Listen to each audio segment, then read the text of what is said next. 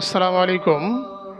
সুনানে তিরমিজির মধ্যে একটা হাদিস বর্ণিত আছে, হাদিস নম্বর 1919। সেখানে বলা হয়েছে একজন বৃদ্ধ লোক রাসূলের সঙ্গে সাল্লাল্লাহু আলাইহি ওয়াসাল্লাম দেখা করার জন্য আসেন, কিন্তু তিনি যে রাস্তা দিয়ে হেঁটে যাচ্ছিলেন সেই রাস্তায় কিছু মানুষ দণ্ডায়মান ছিলেন, যিনারা রাস্তা ছেড়ে দিতে বিলম্ব করেন, রাস্তা ছাড়তে বিলম্ব করেন। তখন রাসূলুল্লাহ সাল্লাল্লাহু আলাইহি ওয়াসাল্লাম এই দৃশ্য দেখে মন্তব্য করেন যে লাইসা মিন্না মাল্লাম ইয়ারহাম সগীরানা ওয়ালাম ইউক্কির কাবীরানা, তারা আমার দলভুক্ত নয় যারা ছোটদের স্নেহ করে না, বড়দের সম্মান করে না।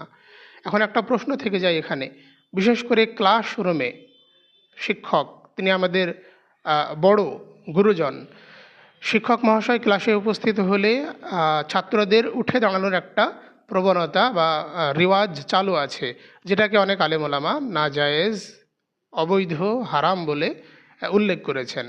তো এখানে কন্ট্রোভার্সি আছে, কেউ কেউ এটাকে জায়েজ বলেছেন, কেউ কেউ নাজায়েজ বলেছেন।